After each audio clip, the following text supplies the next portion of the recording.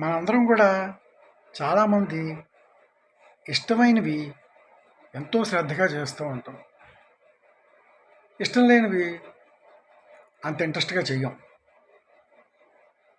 ఇప్పుడు ఒక ఇష్టమైన సినిమా ఫంక్షన్ కానీ, ఒక ఇష్టమైన క్రికెట్ మ్యాచ్ కానీ ఉందనుకోండి, దానికి టైం చూస్తామా? చూడం. అర్ధరాత్రి 1 గంటైనా, 2 అయినా, 3 అయినా అలా ఉండిపోతాం. నిద్ర వస్తున్నా సరే బలవంతంగా కూర్చుంటాం. ఎందుకు? అంత ఇంట్రెస్ట్ ఉంది లోపల.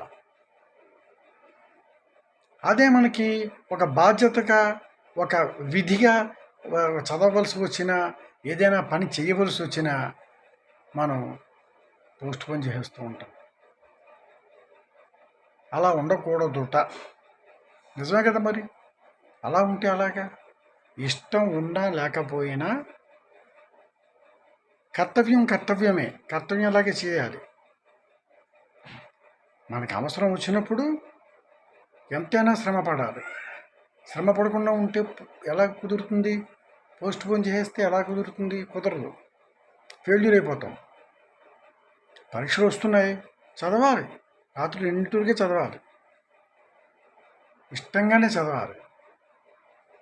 అలాగే ఏదైనా పని ఉందనుకోండి, ఆ పని అయ్యేంత వరకు కూడా నిద్రపోకూడదు. కష్టపడి పని చేయవలసిందే. అప్పుడే కదా పని అయ్యేది. లేకపోతే ఎలా అవుతుంది? అంచేత మనసు పదే పదే ఇష్టమైన వాటి మీదకి తాత్కాలికమైన ఆనందాల కోసం వెతుకుతూ ఉంటుంది, వెంపర్లాడుతూ ఉంటుంది మనసు.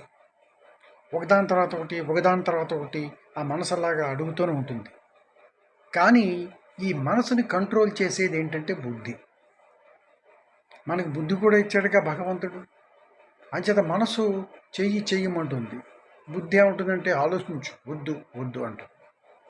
అంచేత బుద్ధి చెప్పినట్టు మనం చెయ్యాలి. అందుకనే బుద్ధి ఉందా లేదా అంటారు, కానీ మనసు ఉందా లేదా అని ఎవరు అనరు. ఏదో సందర్భంలో ఎప్పుడైనా అంటారేమో కానీ జనరల్గా ఏమంటారు? బుద్ధి ఉందా లేదా అంటారు.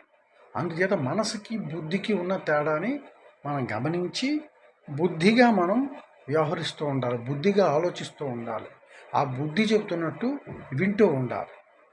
మనసులో సంఘర్షణ, తర్జన భర్జనలు పడడం అంటారు. తర్జన భర్జన పడడం అంటే ఆలోచించుకోవడమే, పదే పదే ఆలోచించుకోవడం. ఆ ఆలోచనలోనే బుద్ధి ఒకసారి చెప్తూ ఉంటుంది, మనసు ఒకలాగా పరిగెడుతూ ఉంటుంది. అంచేత ఏది మంచిదో దాన్ని మనం పట్టుకోవాలి, ఏది మంచిదో అది చేయాలి. అదే బుద్ధి. వాడే బుద్ధిమంతుడు. అంతే కదా. మీరేమంటారు?